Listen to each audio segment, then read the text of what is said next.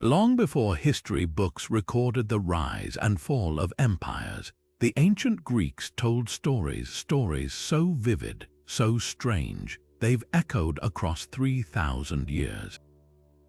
Picture this: a young shepherd, alone on the slopes of Mount Cyllene, stumbles upon a cave. Inside, he finds not treasure, not monsters, but a newborn child.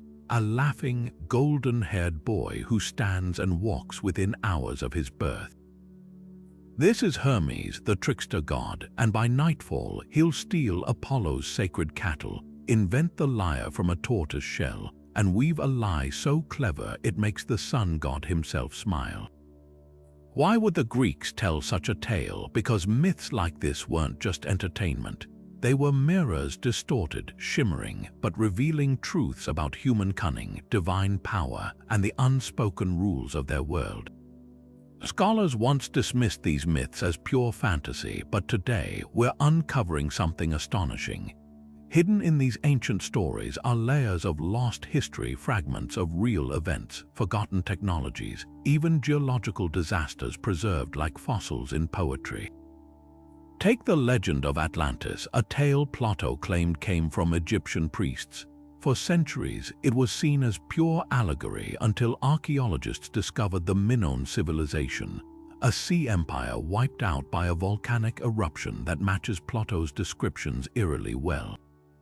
Or consider the myth of the Minotaur, half man, half bull, trapped in a labyrinth. Could this be a distorted memory of Crete's bull-leaping rituals and the sprawling palace of Knossos, with its maze-like corridors designed to confuse invaders? This video isn't just about retelling old stories, it's about decoding them. Together, we'll unravel 30 Greek myths that hide startling truths about how our ancestors understood natural disasters as divine wrath, how they encoded warnings about tyranny in tales of heroes and monsters, and how even the wildest myths often preserve whispers of real people, real places, real events. Some of these connections will shock you, others will make you see familiar legends in a whole new light. So settle in.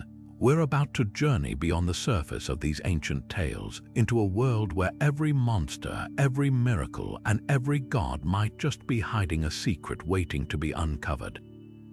In the beginning, according to the ancient Greeks, there was only chaos, an endless, yawning void where nothing had shape or name. But this wasn't emptiness as we think of it today.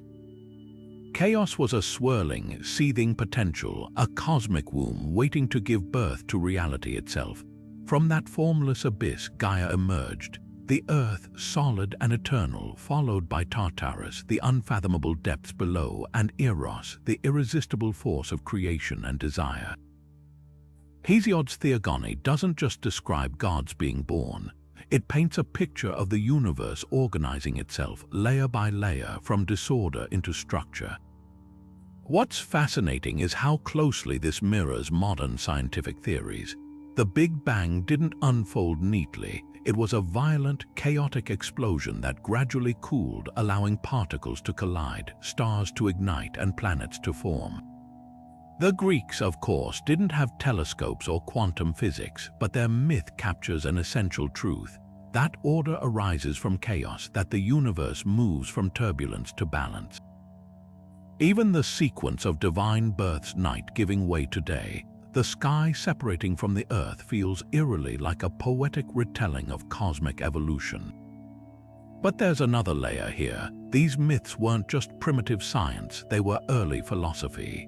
When Hesiod describes Zeus overthrowing the Titans to establish a new order, he's not just spinning a tale of divine rebellion. He's wrestling with the same questions that preoccupied Greek thinkers centuries later. What makes a stable universe? How does power function? Why do systems rise, fall, and transform? The Titans represent brute, untamed forces, earthquakes, storms, wildfires, while Zeus embodies reason, justice, and the rule of law. It's no accident that this shift mirrors the Greek world's own transition from tribal chaos to the polis, the city-state where order and debate replaced sheer strength. Perhaps the most striking detail is how Gaia, the earth, persists through it all. She's there at the beginning, and she remains long after Zeus takes his throne. The Greeks understood something we're only now relearning, that nature isn't just a backdrop for human drama. It's the foundation, the first and last force, older than gods and outlasting empires. When modern scientists warn of climate change or ecosystem collapse, they're echoing a truth the ancients encoded in their very first myth. That chaos always lurks beneath the surface of order, and that forgetting Gaia's power comes at our peril. Prometheus, the titan who defied Zeus to steal fire and give it to humanity, is one of the most enduring figures in Greek mythology, and for good reason. His story isn't just about a rebellious god, it's a profound reflection on the double-edged sword of progress. Picture this: before fire, humans lived in darkness, shivering in caves, eating raw meat, utterly at the mercy of nature. Then Prometheus, moved by compassion, climbs Olympus, snatches a spark from the god's forge, and hides it in a fennel stalk to deliver to mortals. With fire, everything changes. We cook food, forge tools, build cities, but Zeus, enraged by this theft, chains Prometheus to a rock where an eagle feasts on his liver every day, only for it to regrow and the torment to repeat.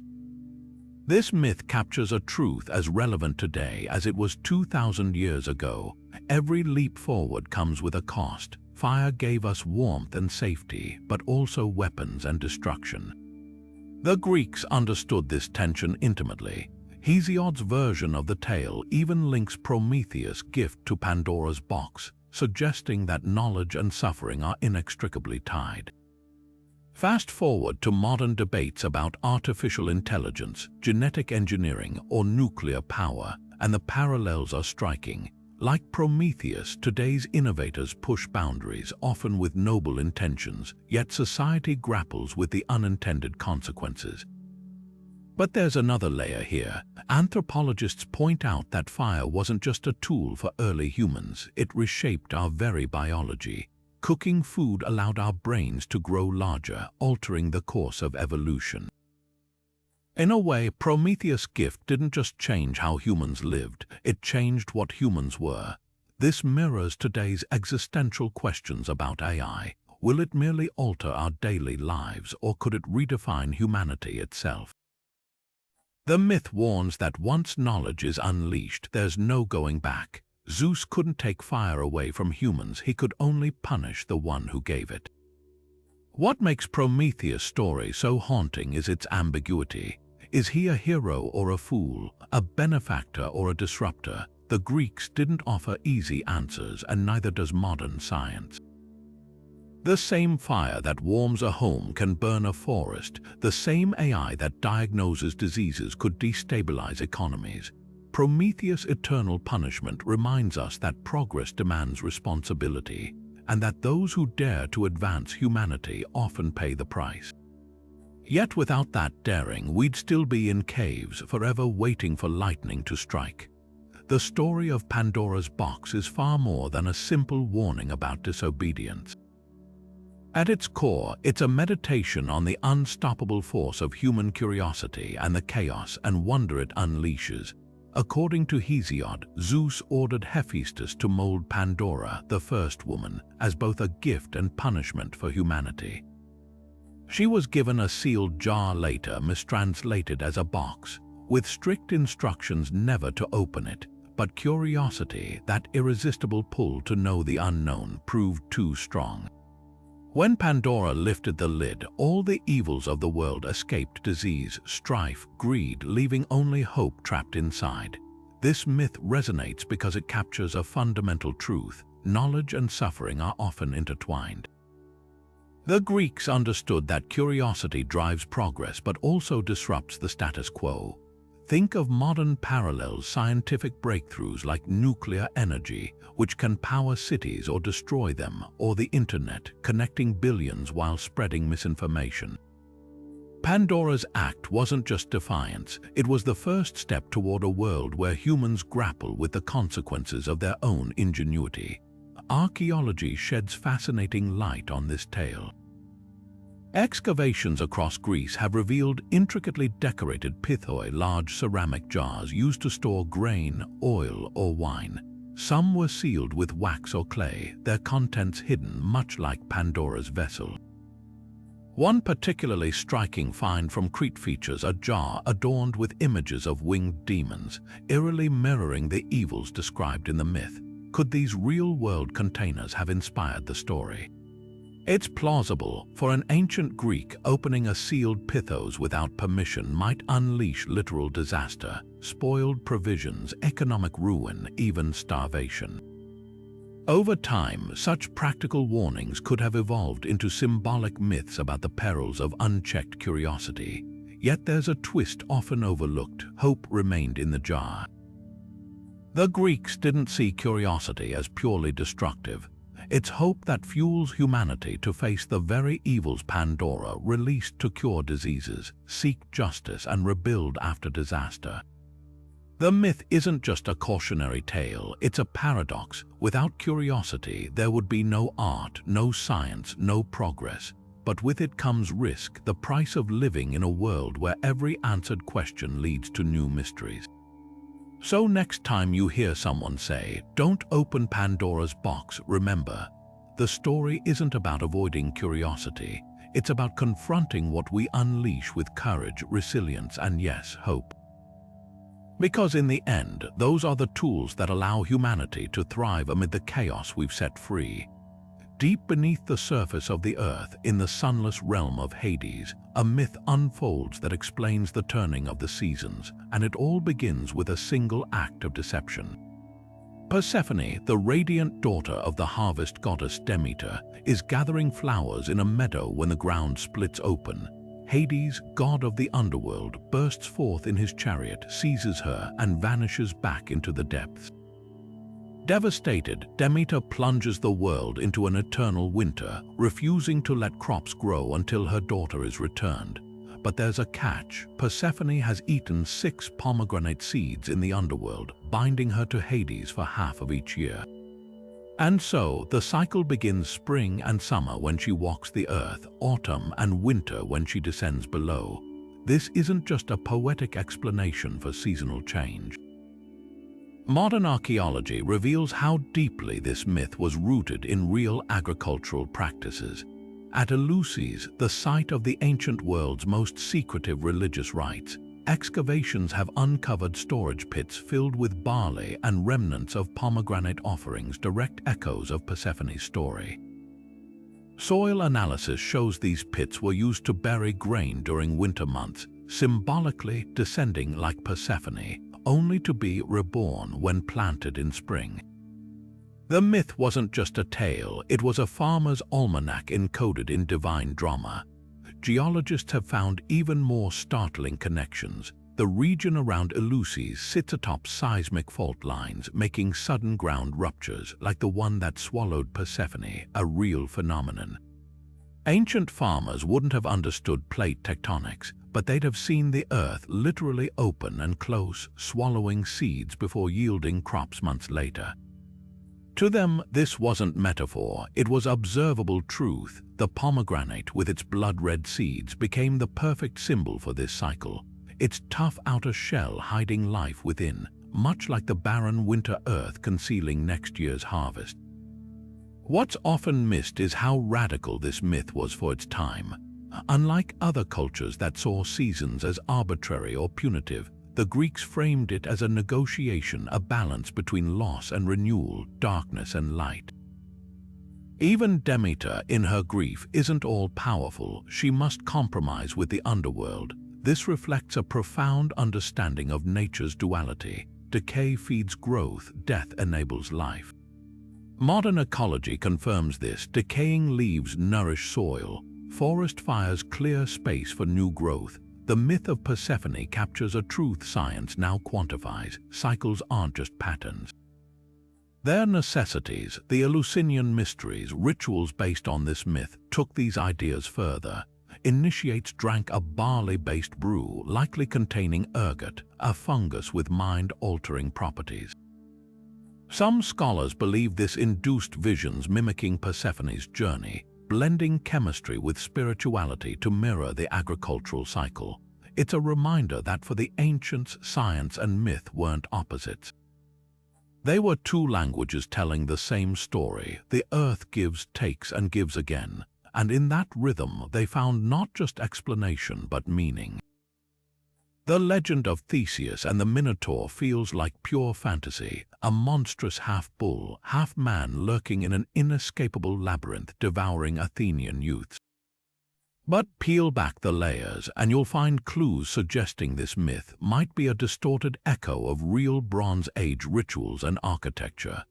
The key lies in Crete's sprawling palace of Knossos, excavated by Sir Arthur Evans in the early 20th century. With its maze-like corridors, sudden dead ends, and courtyards that seem to shift positions, Knossos wasn't just a royal residence, it was an architectural puzzle designed to confuse outsiders. For an invading Athenian, this labyrinthine complex could easily have morphed into the mythic labyrinth in retellings over centuries. Even more telling are the vivid frescoes adorning Knossos' walls. One depicts young men and women vaulting over the backs of charging bulls, grasping their horns mid-leap in what appears to be a ritual or sport. This wasn't mere decoration. Archaeologists found bull horns made of gold and stone at the site, alongside evidence of ceremonies involving bulls. The Minotaur myth begins to make startling sense when viewed through this lens. Could the creature have been a symbolic fusion of man and bull, representing the dangerous, sacred dances performed in Knossos' courtyards? And were the Athenian tributes not sacrifices to a monster but participants, willing or unwilling, in these high-stakes rituals? The timeline adds weight to this theory. Knossos was the heart of Minoan civilization, a maritime power that likely exacted tribute from neighboring regions, including Athens. Around 1450 BCE, a devastating volcanic eruption on Thera weakened the Minoans, paving the way for Mycenaean Greeks to dominate Crete. The myth of Theseus, a Greek hero slaying the Cretan beast, could symbolize this very power shift, with the labyrinth serving as a metaphor for the bewildering complexity of Minoan culture being conquered by Greek order. But there's a darker interpretation. Some scholars suggest the bull leapers weren't athletes but captives forced into a deadly spectacle, their fate memorialized in the myth's grisly imagery. Fragments of human bones found near bull iconography at Knossos hint at possible sacrificial rites. If true, the Minotaur's appetite for Athenian youths might preserve a traumatic memory of real subjugation. What makes this myth endure isn't just its historical roots, but its psychological depth. The labyrinth isn't just a place, it's a state of mind. Theseus enters with nothing but a thread, facing the ultimate test of cunning and courage. That thread, given to him by Ariadne, becomes more than a tool. It's trust, love, the fragile connection that guides him through darkness. In the end, the Minotaur isn't just a monster. It's the fear of the unknown, the chaos at the heart of every human endeavor. And like Theseus, we all navigate labyrinths, whether they're made of stone or the twists of our own choices.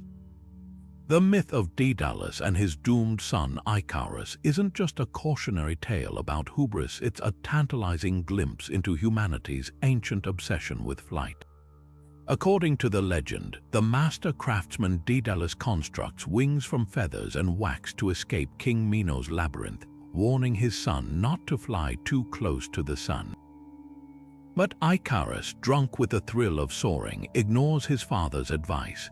The wax melts, the wings fail, and he plunges into the sea. While this story is often framed as a moral lesson, recent archaeological discoveries suggest it might preserve fragments of real Minoan engineering breakthroughs. Among the ruins of Knossos, researchers uncovered frescoes depicting winged figures and strange, disc-shaped objects soaring above landscapes. Even more intriguing are the artifacts labeled as Minoan flying machines, small gold models with sleek, aerodynamic designs resembling modern hang gliders. These weren't mere decorations. Replicas built using the same proportions have proven startlingly airworthy in wind tunnel tests. Could these be evidence that Bronze Age artisans were experimenting with flight centuries before Leonardo da Vinci sketched his famous ornithopter? The parallels are too striking to ignore, but the true genius of the myth lies in its technical details. Beeswax, the very material Daedalus used to bind the wings, was a known minnow export, a waterproofing agent and adhesive for shipbuilding. Feathers, carefully layered like shingles, mimic the natural airfoils of bird wings. Even the warning about solar heat reflects practical aerodynamics. Rising thermals near midday could destabilize primitive gliders. This wasn't just poetic imagination, it reads like a coded manual, preserving aviation principles through storytelling. Modern experiments reveal why such attempts would fail without precise engineering. A team recreated Daedalus wings using period-accurate materials, discovering they could achieve brief controlled flight. But any wax exposed to direct sunlight softened within minutes. The myth's tragedy might encode real trial and error knowledge, warning future inventors about material limitations.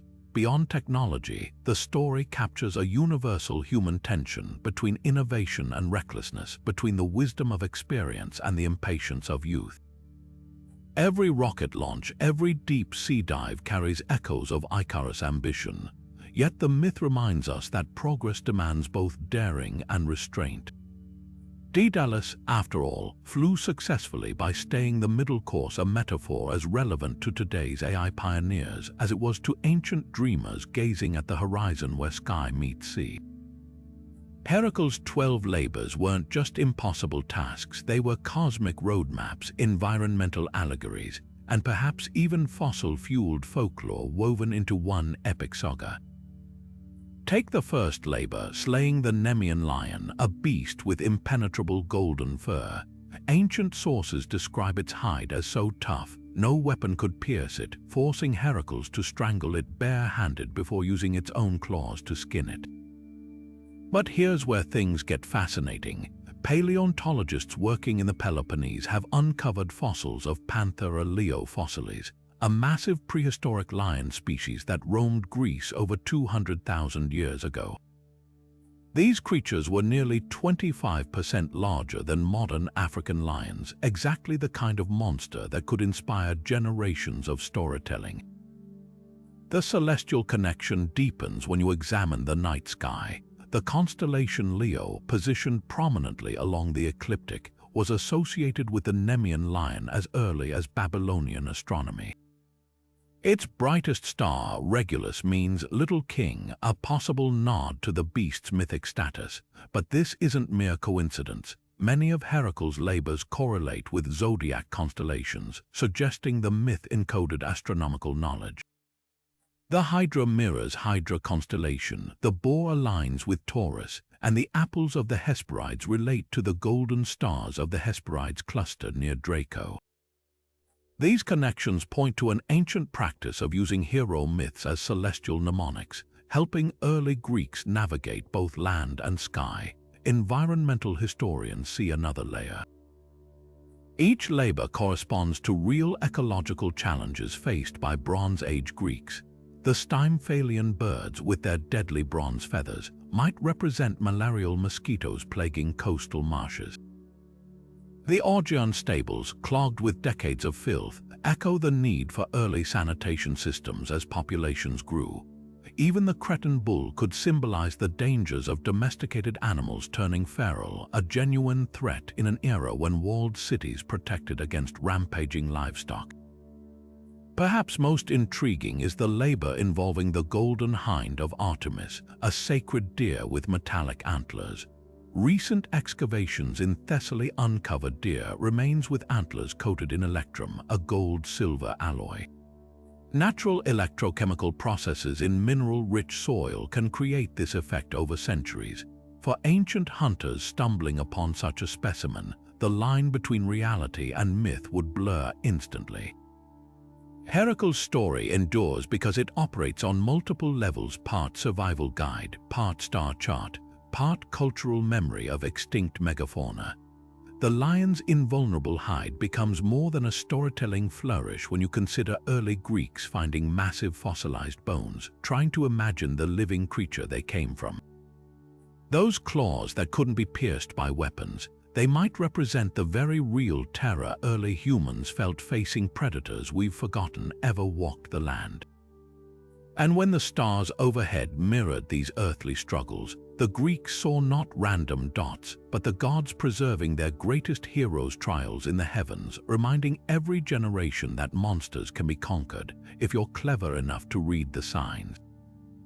The tale of Perseus and Medusa carries far more weight than just a hero's quest. It's a story etched into the very walls of ancient temples, designed not just to entertain but to shield against darkness. Across Greece, archaeologists have uncovered countless depictions of the Gorgon's severed head, her serpentine locks twisting in frozen horror, mounted on shields, doorways, and even city gates. These weren't mere decorations. The Greeks believed Medusa's visage had power, the ability to turn enemies to stone with a single glance. But why this particular symbol? Why a monstrous woman with a gaze so deadly it petrified all who met it? The answer might lie in the ground beneath their feet. Along the coasts of the Aegean, prehistoric fossil beds contain astonishing remnants of ancient sea creatures, ammonites with spiral shells turned to stone, their surfaces eerily resembling coiled snakes. For Bronze Age Greeks stumbling upon these relics, the line between mineral and monster would have blurred. Imagine unearthing a fossilized creature with tentacle-like formations, its stony surface cold to the touch.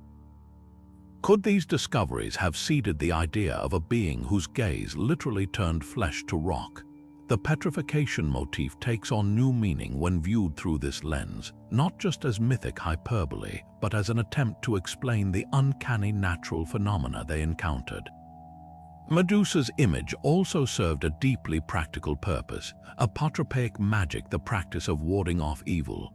The Gorgonean, her grotesque, wide-eyed face, appears on everything from Athenian wine cups to Spartan battle helmets.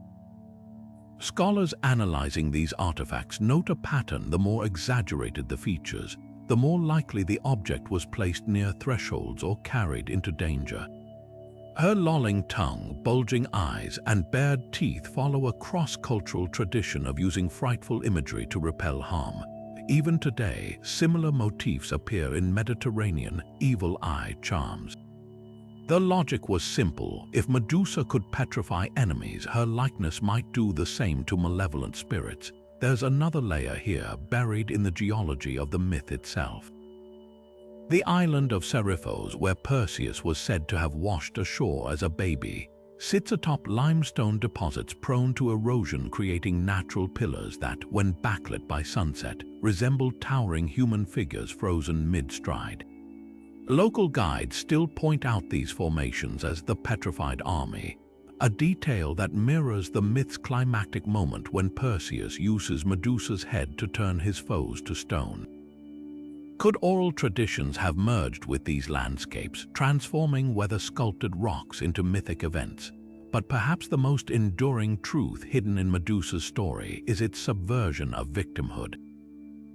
Earlier versions suggest she was once a beautiful priestess transformed by Athena's curse, a narrative that reframes her monstrosity as divine punishment. Later artists and poets reclaimed her image, depicting the Gorgon not as a villain but as a symbol of resistance. In temple pediments, her snarling face faces outward, not toward worshippers but toward potential invaders. She becomes protectress rather than predator. Modern feminists have drawn parallels between her myth and contemporary struggles, seeing in her a figure unjustly vilified yet wielding undeniable power. The next time you see Medusa's face, whether on an ancient coin or a museum fresco, look beyond the snakes. See the fossilized ammonite that inspired her petrifying gaze, the limestone columns that may have birthed her legend, and the generations of people who shaped her story into both warning and weapon. Because in the end, myths like this aren't just about monsters.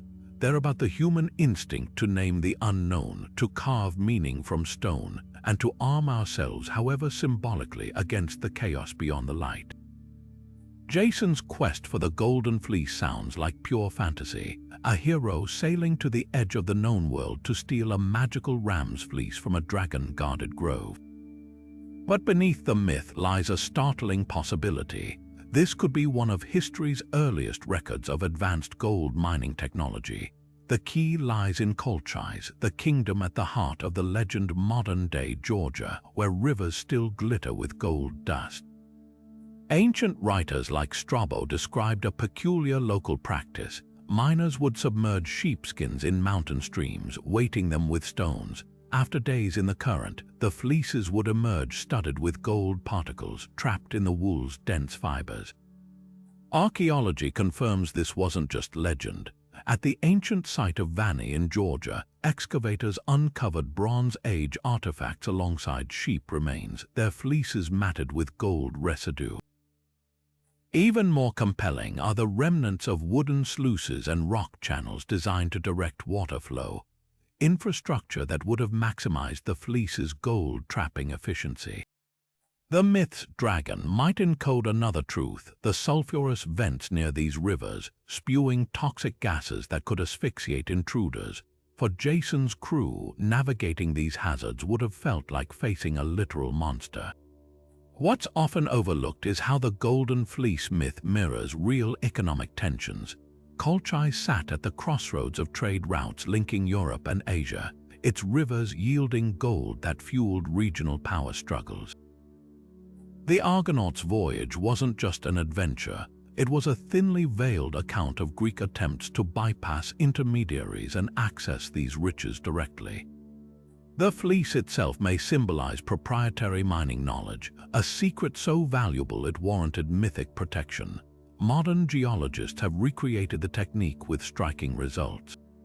Using period-accurate fleece in Georgian streams, they recovered up to 2 grams of gold per square foot, enough to make the method economically viable for ancient miners.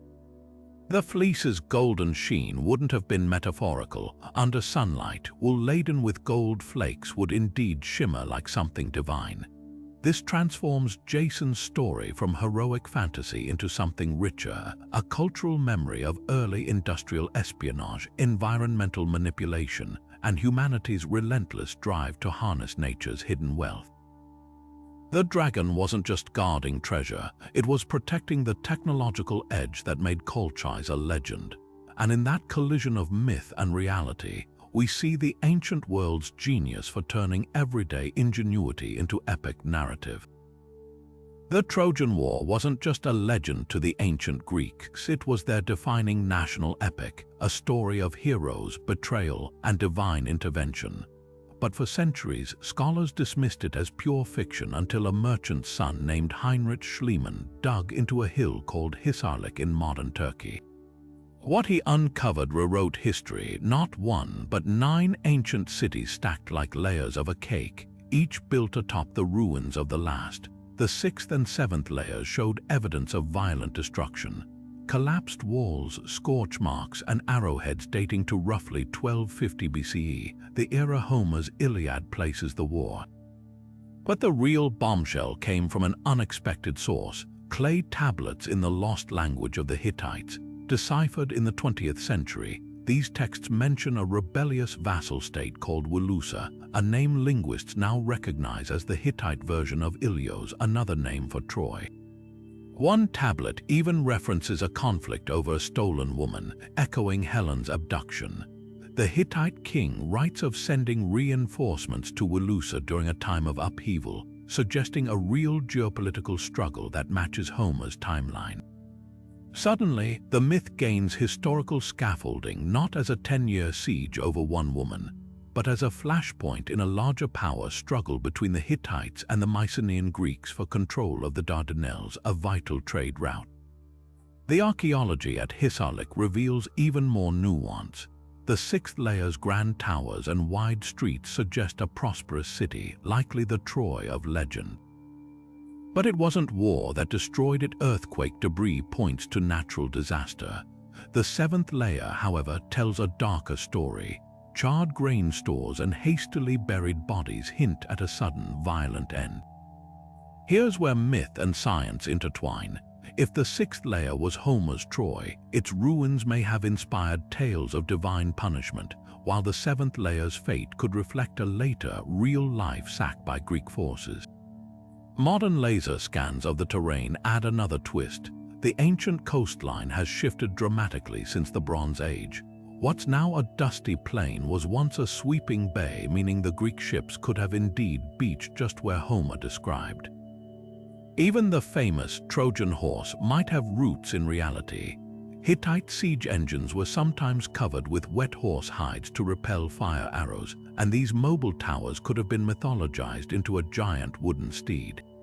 The truth lies somewhere between poetry and politics. The Trojan War, as it happened, was probably a brutal trade conflict immortalized through generations of storytelling. But that doesn't diminish its power, it deepens it, because in the end, whether fought by gods and heroes or kings and mercenaries, the story endures as a mirror to our own world's endless cycles of war, ambition, and the indelible cost of both. Odysseus' descent into the underworld in Homer's epic isn't just a fantastical interlude. It's a haunting echo of real places and rituals that predate Greek civilization by millennia. When the hero digs a trench and fills it with blood to summon the dead, he's not merely following poetic license. Archaeologists have uncovered eerily similar pits at Neolithic burial sites across Greece, lined with animal bones and pottery shards stained dark from sacrificial offerings. At the cave of Alepotripa in the Peloponnese, a labyrinthine system used for burials as early as 6,000 years ago, researchers found altars smeared with the residue of fermented beverages, possible precursors to the libations Odysseus pours to commune with spirits. The physical geography of the underworld described in the Odyssey bears uncanny resemblance to certain cave systems still accessible today. Homer's references to the River of Wailing and Gates of Hades align with underground rivers in the Diros caves, where stalactites form natural archways that drip water with a ghostly, rhythmic cadence. Even the mythic description of souls fluttering like bats takes on new meaning when you stand in these caverns, watching actual bats swirl in the torchlight. But the most compelling evidence lies at the site known as the Necromanteon, the Oracle of the Dead, near the ancient town of Ephyra. Excavations here revealed a vast underground complex with maze-like corridors leading to a central chamber, precisely matching Homer's account of where Odysseus consulted the prophet Theseus. The walls still bear inscriptions warning visitors they're entering the realm of Hades. Most strikingly, archaeologists uncovered a stone throne mounted above a network of hidden pipes, a clever Bronze Age trick that could have produced disembodied voices by channeling sound from adjacent rooms. Imagine the effect on ancient pilgrims, sitting in darkness, hearing whispers rise from the earth itself while inhaling fumes from psychoactive plants burned in nearby hearths. Modern analyses of sediment layers at Ephyra tell a fascinating story. Traces of henbane and datura, plants known to induce visions of spectral figures, were found mixed with animal fat residues, suggesting ritual ointments. This lends startling credibility to Homer's descriptions of the dead appearing, shambling and vague, a perfect match for the blurred perceptions caused by these substances. Even Odysseus' encounter with his mother Anticlea, who fades when he tries to embrace her, mirrors the tactile hallucinations reported by those under the influence of such compounds. The genius of the Odyssey's underworld episode lies in its layering of real geography, ancient ritual, and psychological truth. These caves weren't just settings for myths, they were portals where generations confronted mortality, where the boundaries between living and dead were literally tunneled through rock. When Odysseus sails away from the land of the dead, he's not just continuing his journey home. He's carrying forward a primal human tradition, using darkness to illuminate what it means to be alive and what might wait beyond the last breath. The Judgment of Paris might seem like a simple beauty contest between goddesses, but scratch beneath the surface, and you'll find a loaded political allegory disguised as myth. According to the legend, Eris, the goddess of strife, tosses a golden apple inscribed to the fairest among Athena, Hera, and Aphrodite. Zeus, refusing to arbitrate, hands the decision to Paris, a Trojan prince. Each goddess offers a bribe. Hera promises power, Athena offers military glory, but Aphrodite wins by pledging the love of Helen, the most beautiful woman alive. Paris' choice sets in motion the Trojan War, but the real story here isn't about vanity. It's about the combustible mix of ambition, alliances, and the high cost of favoritism in the ancient world. Examine Athenian vase paintings from the 6th century BCE, and you'll notice something startling. The apple of discord often appears not as fruit but as a pomegranate, a symbol loaded with meaning. In Greek art, pomegranates represented both fertility and death, their blood-red seeds evoking both the bounty of the earth and the inevitability of conflict. One famous amphora in the British Museum shows Paris holding the fruit like a royal orb, while the goddesses posture like diplomats at a tense summit. Another depicts Eris not as a petty troublemaker, but as a calculated strategist, her grin knowing as she withdraws from the scene, the perfect metaphor for how minor provocations can escalate into full-scale war when egos and empires are at stake. Historians suspect this myth encodes a deeper truth about Mycenaean-era geopolitics. Hera's bribe of dominion over Asia mirrors real Greek colonial ambitions, while Athena's offer of battlefield prowess reflects the era's militaristic shift. By choosing Aphrodite's gift of Helen, Paris isn't just opting for love. He's rejecting the existing power structure, a decision that would have resonated with Greek audiences familiar with the consequences of upending alliances. The Trojan War, in this light, becomes less about a woman's abduction and more about the ripple effects of a single political miscalculation. Even the apple's inscription carries layered meaning. The Greek word for fairest, Callisti, doesn't just mean beautiful. It implies superiority, excellence, a claim to primacy. For Bronze Age kings, such a title wasn't poetic flattery, it was propaganda. Rulers frequently used divine favor to legitimize their authority, so Paris' judgment wasn't just personal, it was a challenge to the established order. Modern parallels are hard to ignore. Think of Congress of Vienna negotiations where territorial promises ignited future conflicts, or corporate mergers where loyalty to one faction sparks industry-wide upheaval. The genius of this myth lies in how it distills complex geopolitical triggers into a single, unforgettable image, a golden fruit changing hands and with it the fate of nations. The next time you hear Apple of Discord, remember, it wasn't vanity that doomed Troy. It was the dangerous game of picking sides when the stakes are anything but fair. The myth of Orpheus and Eurydice cuts deeper than a simple tragedy. It's a raw, ancient map of the human psyche grappling with loss. When Orpheus, the legendary musician, loses his wife Eurydice to a snakebite on their wedding day, he doesn't merely mourn. He descends into the underworld armed with nothing but his lyre and does what no mortal had ever dared. He charms Hades himself with song. The god of the dead agrees to release Eurydice on one impossible condition: Orpheus must not look back at her until they reach the surface. At the last moment, doubt overcomes him. He turns, she vanishes. This isn't just a story about failure. It's a profound study of how grief warps time, trust, and the very nature of perception. Archaeological finds from Orphic mystery cults reveal how seriously the ancients took this psychological terrain. At a 4th century BCE burial site in Thessaly, excavators uncovered gold leaf tablets placed on the chests of the dead, tiny, crinkled pages inscribed with instructions for navigating the afterlife. One reads, "You will find a spring on your left in Hades' halls, and beside it a white cypress tree. Do not approach this spring. The parallels are striking." Like Orpheus, initiates were warned about the dangers of hesitation and distraction. The tablets even contain fragments of songs eerily reminiscent of Orpheus' lyre melodies, suggesting these rituals reenacted his myth to prepare souls for their own underworld journeys.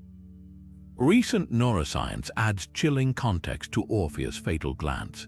Studies on prolonged grief disorder show that the bereaved often experience distorted time perception, a sensation that their loved one is perpetually just behind them, much like Eurydice in the myth.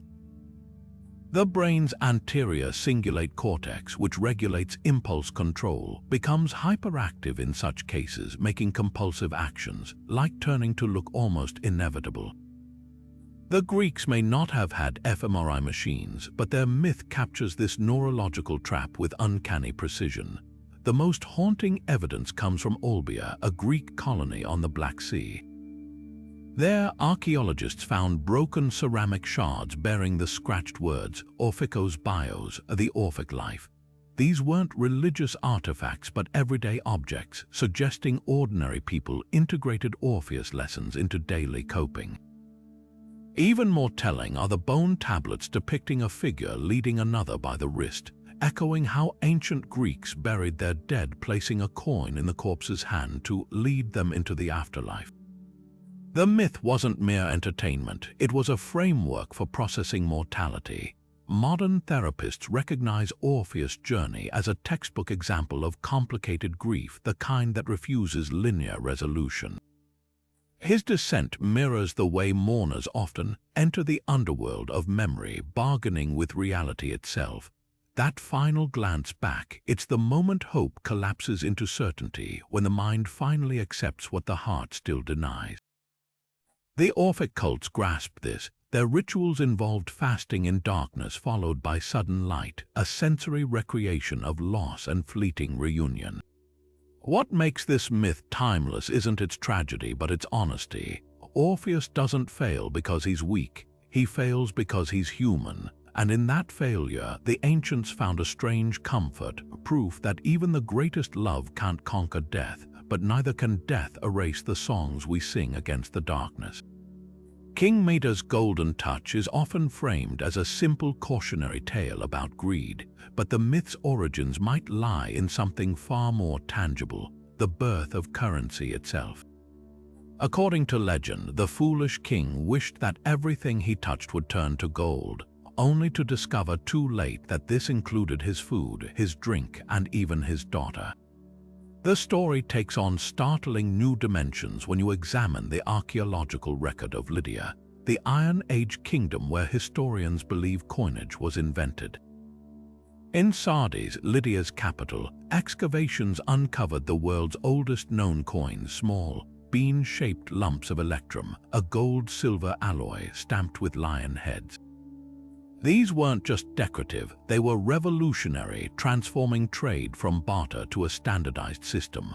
For a society transitioning to this radical new concept, the myth of Midas might have served as a dark joke about the dangers of overvaluing precious metals. The metallurgy behind these coins adds another layer. Lydia's rulers controlled the Pactolus River, whose sands were rich in electrum. But this natural alloy posed a problem. Its inconsistent gold-to-silver ratio made early coins unreliable in value. Ancient texts describe Lydian kings heating and separating electrum to purify its gold, a process that could have inspired Midas' curse. Imagine a goldsmith's hands perpetually stained with auric dust, his workshop littered with objects accidentally gilded during experiments. Over time, such real-world struggles might have morphed into legend, with Midas becoming a stand-in for the unintended consequences of metallurgical ambition. Economic historians spot an even more provocative parallel: the myth's uncanny resemblance to currency crises. When Midas realizes his golden touch extends to essentials like bread and water, it mirrors the devastation of hyperinflation, where money becomes so abundant it loses all utility.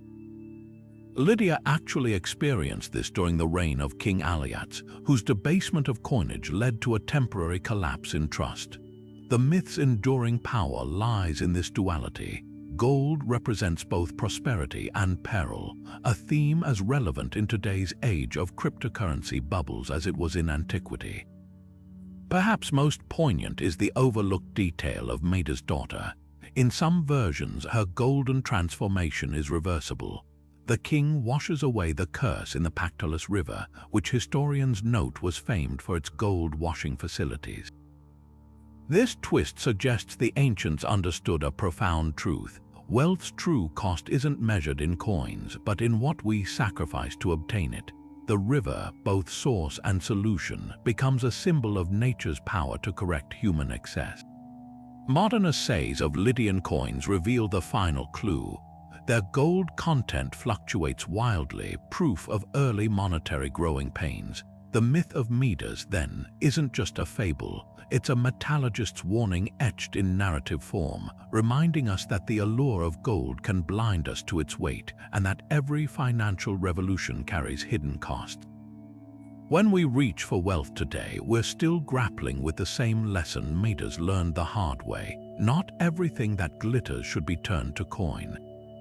Knossos drowning in his own reflection seems like a straightforward warning against vanity until you hear the whispers of Echo, the nymph cursed to repeat others' words, and realize this myth is really about sound, space, and the strange distortions of perception.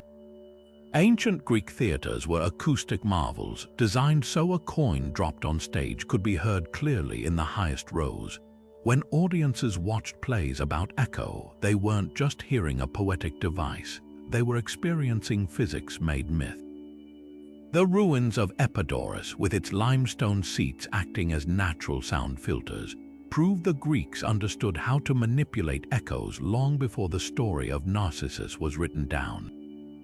Archaeologists studying symposium vessels, those wide-mouthed craters used for mixing wine, found something unexpected. Their rounded bottoms, when placed on marble floors during drinking parties, created eerie reverberations.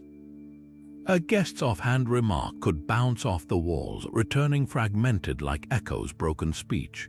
Some cups even bore images of Knossos gazing at his reflection, suggesting these objects were conversation pieces about the dangers of distorted perception.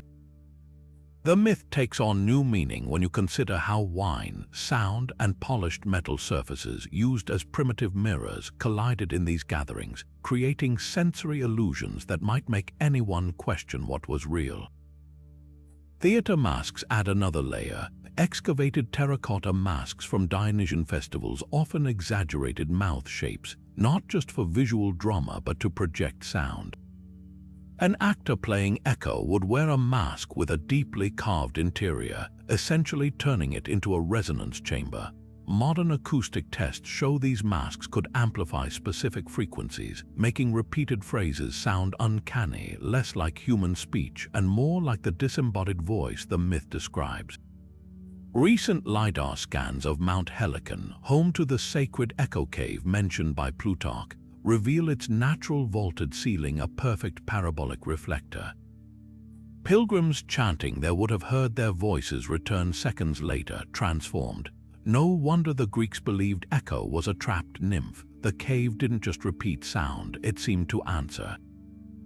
Knossos' pool, then, becomes more than water. Many mirror pools in Greek gardens were lined with lead or polished obsidian, creating reflections so clear they appeared solid. Combine this with the whispering reeds around them, which ancient texts describe as singing in the wind, and you have a multisensory trap, one where sight and sound conspire to create illusions. This myth endures because it captures a truth about human cognition. We're wired to find patterns even in noise. The Greeks didn't just invent echo, they diagnosed her. In a world before recording devices, the experience of hearing one's voice return unbidden must have felt supernatural. Today, we understand acoustics, yet we still fall for digital echo chambers, algorithmically reflecting our own biases back at us. Knossos isn't just a boy who loved himself too much, he's anyone who mistakes the echo for the world.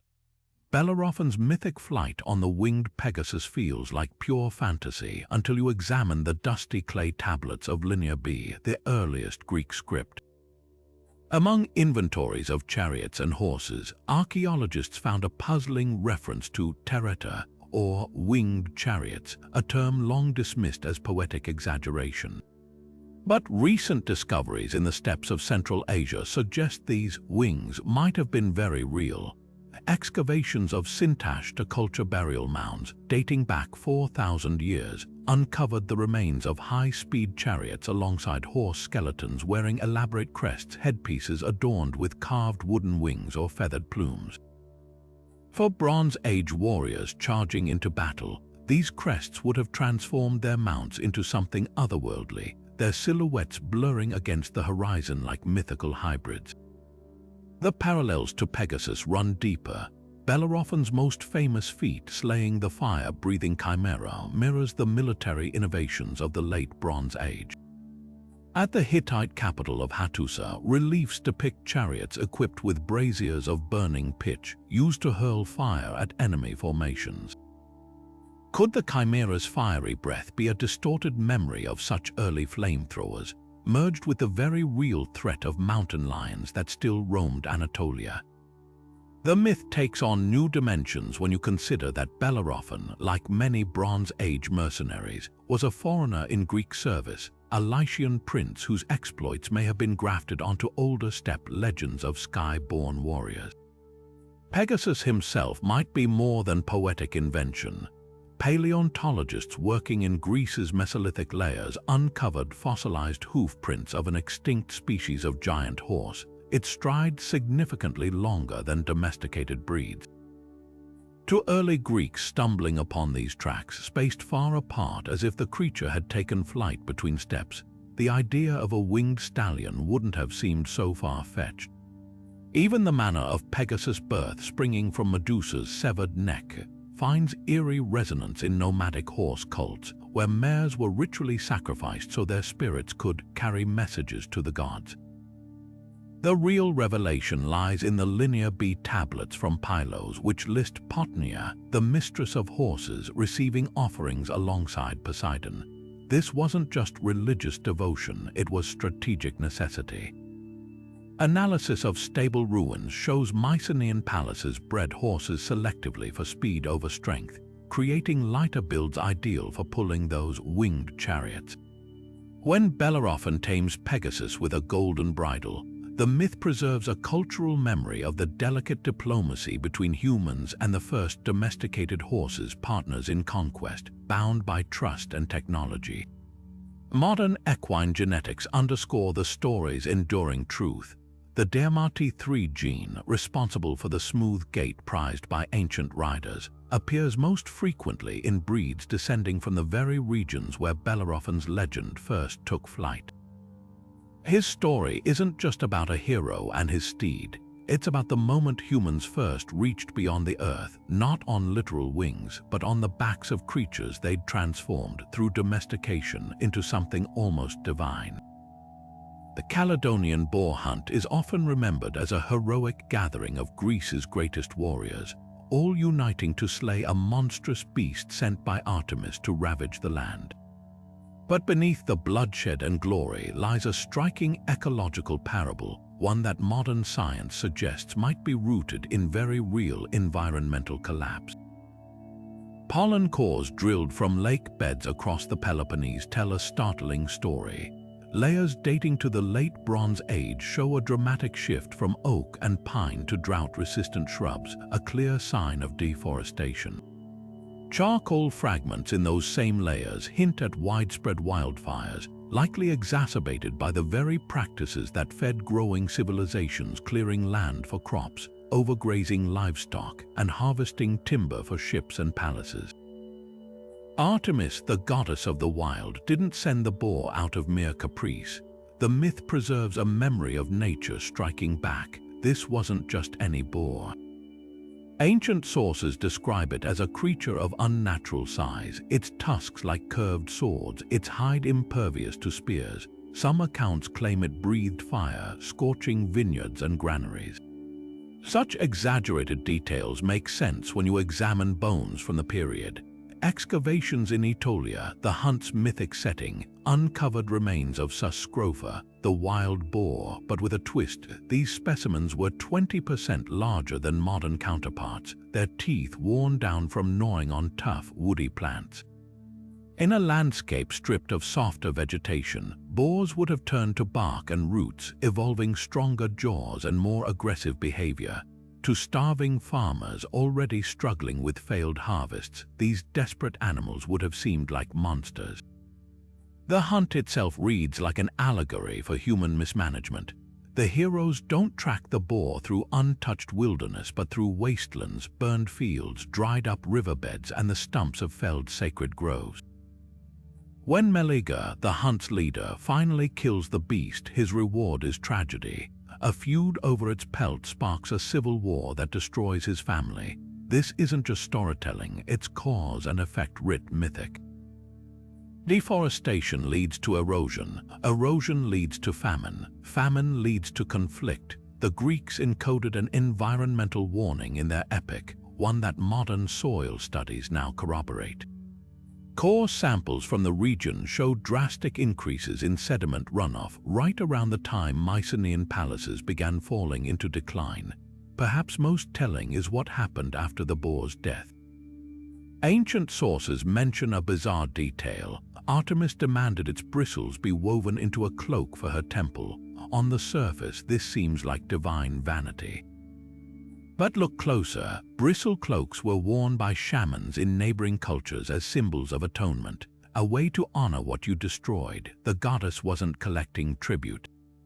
She was enforcing a lesson. The boar's fury, the hero's violence, the land's suffering, they were all part of the same broken cycle. Today, satellite images of the Mediterranean show a haunting parallel. The same hillsides where the Caledonian boar once rampaged now face desertification, their thin soils baked by centuries of overuse. The myth endures because the pattern repeats. When we push ecosystems too far, they push back not with mythical beasts but with floods, fires, and failing harvests. The boar wasn't just a monster, it was a mirror, and its reflection grows clearer with every forest we lose. Atalanta's legend as the swift-footed huntress who outraced her suitors isn't just a thrilling myth, it's a cultural artifact hiding in plain sight, preserved in the very figurines and frescoes of ancient Greece. While most heroes wield swords or chariots, Atalanta's weapon was her speed, a trait that made her both admired and feared in a world where women's roles were tightly scripted. But recent archaeological discoveries suggest her story wasn't pure fantasy. In the ruins of Sparta, excavators uncovered dozens of bronze figurines depicting women in mid-stride, their tunics hitched above their knees, arms pumping like competitive runners. These weren't decorative trinkets, they were votive offerings left at shrines to Artemis, the goddess who blessed Atalanta. The message is clear: female athleticism wasn't just mythic, it was sacred. What makes these Spartan artifacts so revealing is their context. Unlike other Greek city-states, Sparta actively trained girls in athletics, believing strong mothers produced strong warriors. Ancient sources describe adolescent girls racing in shorts, their bare legs scandalizing visitors from Athens.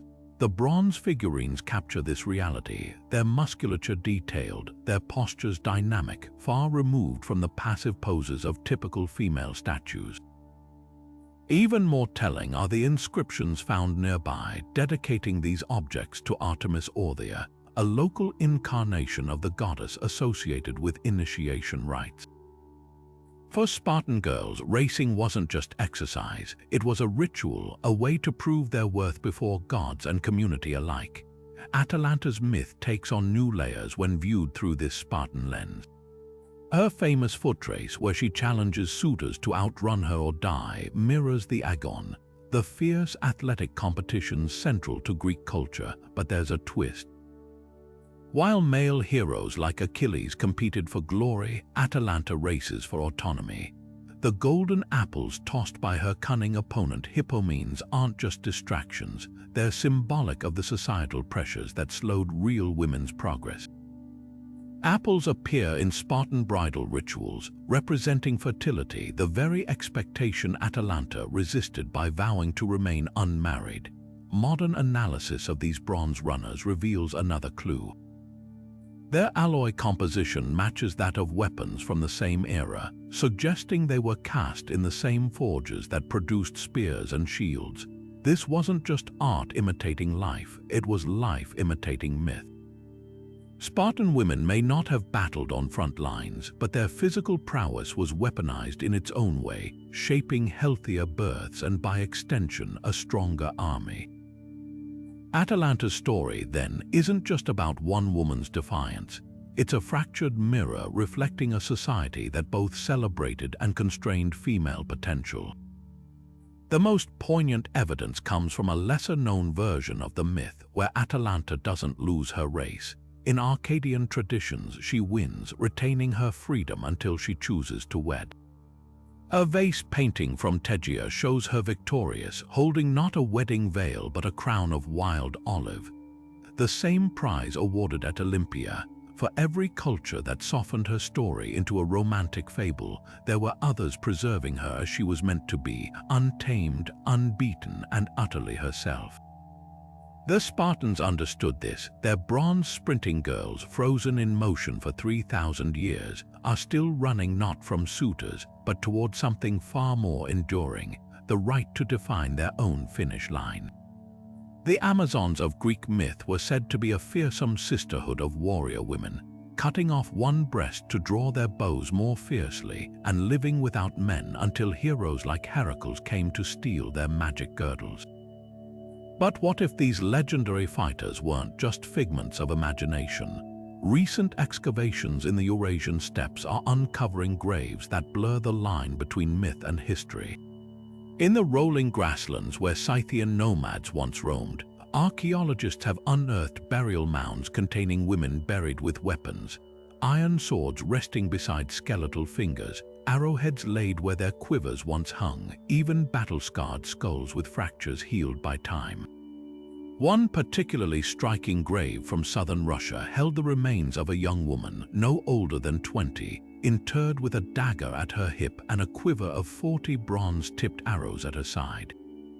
The position of her legs, arched as if still gripping a galloping horse, suggests she died as she lived in the saddle. DNA analysis adds explosive context to these finds. Genetic studies of Scythian burial sites reveal something startling. Up to 37% of warrior graves contain female remains. These weren't just ceremonial deposits. The skeletons show signs of violent trauma, healed and unhealed, alongside muscle attachments consistent with lifetimes spent drawing bows and wielding axes. Even more telling are the traces of horse milk found in the dental calculus of these women, proof they participated in the same nomadic lifestyle as their male counterparts. The myth of single-breasted archers begins to unravel when you examine Scythian bone structure. Their powerful torsos, adapted for mounted combat, would have made breast removal not just unnecessary but debilitating. The Greeks, encountering these steppe riders secondhand through traders' tales, may have distorted reality into legend, turning skilled horsewomen into something more fantastical to fit their storytelling tropes. The objects buried with these warriors paint a vivid picture of their lives. Golden appliques show women hunting deer astride stallions, their braids flying behind them. One ceremonial comb depicts a battle scene where male and female warriors fight side by side, their faces equally fierce. Greek pottery, long filled with images of Amazons in skimpy tunics, suddenly looks like propaganda next to these artifacts. The Scythian women wore practical trousers, their thighs protected by leather armor as they rode. Herodotus' accounts of Amazons mating with Scythians to birth a new race of warriors gain eerie plausibility when you trace the migration patterns of these nomadic tribes along the same routes the Greeks described. Modern reconstructions of Scythian archery techniques reveal why these women were so formidable. Their composite bows, laminated from wood, horn, and sinew, could punch through armor at 200 paces. Riding bareback without stirrups required immense thigh strength, something female skeletons from these graves display in abundance. The myth of Heracles stealing an Amazon queen's belt takes on new meaning when you realize these women likely wore weapon-laden girdles as part of their daily attire. For the Greeks, encountering such women would have been destabilizing. Their own women were confined to domestic spaces, never seen wielding power so openly. Small wonder they spun tales of monstrous, man-hating tribes. The real Amazons weren't the isolated man-killers of legend, but part of a sophisticated equestrian culture where gender roles were far more fluid than in the Mediterranean world. Their legacy lingers not just in dusty graves, but in the DNA of modern populations from Ukraine to Kazakhstan, proof that the most enduring myths are often the ones that come closest to the truth. The next time you imagine an Amazon, don't picture a half-naked savage from a vase painting. See instead a young woman on the open steppe, her bowstring humming, her horse's hooves kicking up dust as she rides into history, not as a monster but as a warrior. The Titanomachy, that cataclysmic war where Zeus and his siblings overthrew the Titans, wasn't just a divine family feud. It might have been the ancient Greeks' way of processing real geological chaos that shook their world. Imagine the earth itself splitting open, mountains trembling, and the sky darkening for months as ash blotted out the sun. This wasn't mere fantasy. Core samples drilled from Mediterranean seabeds reveal a pulsing rhythm of disaster, layers of volcanic ash and pumice that coincide almost exactly with the era when oral traditions say the Titans fell. The most striking match, the Thera eruption around 1600 BCE, a blast so violent it dwarfed Krakatoa, sending tsunamis crashing into Crete and casting a shadow over the entire Aegean. To Bronze Age witnesses, this wouldn't have looked like a natural event. It would have felt like the gods themselves tearing the world apart. The myth's details mirror volcanic chaos with uncanny precision. When Hesiod describes the Titans hurling mountains at Olympus, think pyroclastic flows, avalanches of superheated rock and gas that flatten everything in their path. The hundred-handed ones, those monstrous allies of Zeus who rained boulders from the sky, evoke the deadly hail of volcanic projectiles. Even the timeline fits. Greek poets claim the Titanomachy lasted 10 years, eerily close to the decade-long climate disruptions that followed Thera's eruption, as acid rain poisoned crops and temperatures plunged. Archaeologists working on Santorini, the modern island surrounding Thera's caldera, found something extraordinary beneath the ash, an entire Minoan city frozen in time, its frescoes still vibrant, its jars still stacked in storerooms. But what's missing is just as telling: no mass graves, no signs of frantic escape.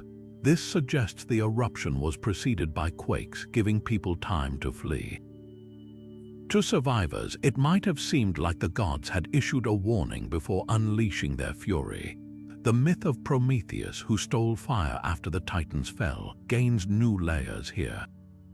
Fire wasn't just a tool, it was a symbol of resilience, something snatched back from the very forces that sought to obliterate humanity. The most haunting evidence comes from Greenland's ice cores.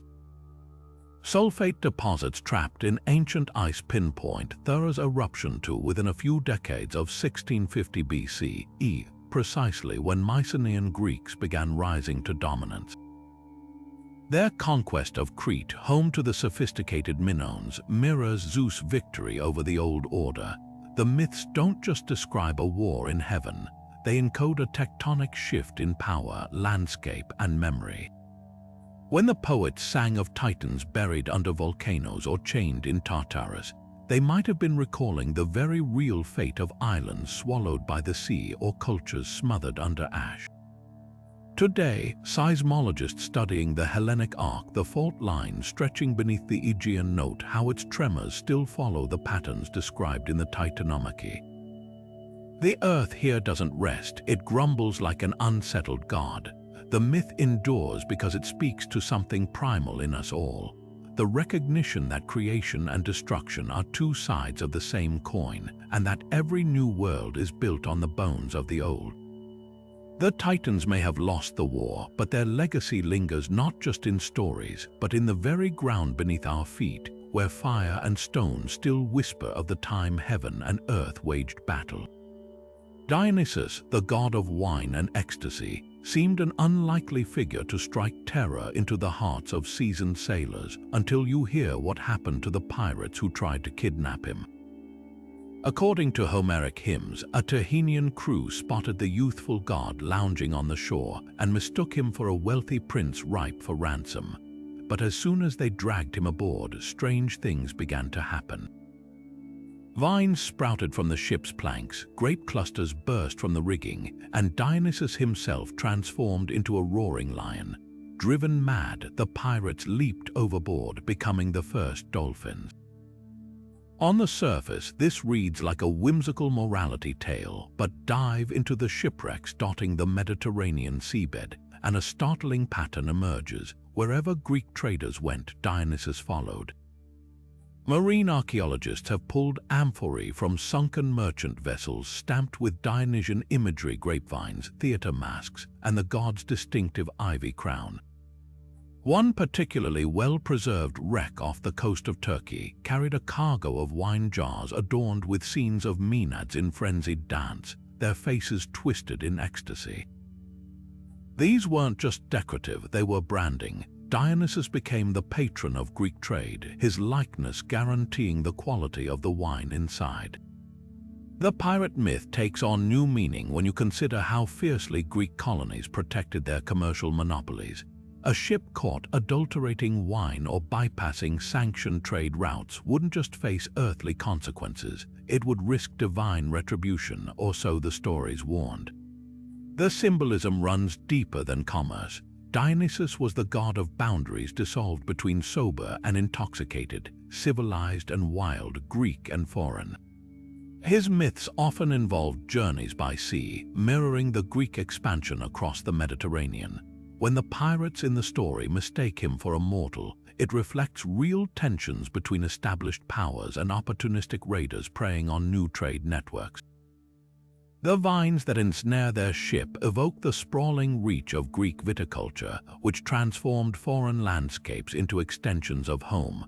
Excavations in southern France reveal Greek-style wine presses built alongside local settlements, proving the myth's subtext. Resistance to this cultural infection was futile. One wreck near Cyprus tells a darker story. Amid shattered wine jars, divers found a cache of lead tablets inscribed with curses, some explicitly calling on Dionysus to punish thieves. The god's duality becomes clear. To merchants, he was a protector; to pirates, a nightmare. Modern sonar scans of the seafloor show these wrecks cluster along key trade routes, their placements aligning with ancient accounts of pirate havens. The dolphins in the myth might even encode a navigational truth. Sailors' new pods often gathered near shallow reefs where ships ran aground, turning natural behavior into a supernatural sign. The most revealing artifacts come from the Black Sea, where Greek colonies flourished. Here, Dionysian cult objects appear alongside local fishing gear, suggesting the god's worship adapted to new environments. A fishing net weight carved with the god's face blurs the line between devotion and practicality. Was it an offering or a talisman against storms? Either way, it proves how myths traveled, mutated, and rooted themselves in foreign soil. The pirate story wasn't just entertainment, it was a colonization manual in disguise, teaching that those who resisted Greek influence would be absorbed or destroyed, transformed like the sailors who became dolphins, still present but forever altered. Today, as researchers map more wrecks with undersea drones, each discovery adds another piece to the puzzle. Dionysus' vines weren't just fantastical punishment. They were the tendrils of a cultural and economic revolution winding across the ancient world.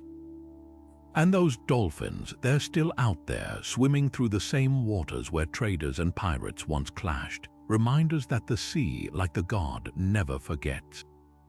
Europa's abduction by Zeus in the form of a dazzling white bull might sound like just another fantastical myth, until you walk the ruins of Knossos and see the bull's horns carved into nearly every wall.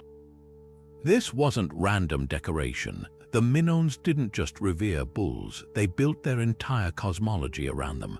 Frescoes from the palace show acrobats somersaulting over charging bulls, their bodies arched in perfect harmony with the beast's momentum. But the most striking evidence lies in the Phaistos disc, that mysterious clay tablet stamped with spiraling symbols. Among its cryptic glyphs, one appears repeatedly, the unmistakable silhouette of a bull's head.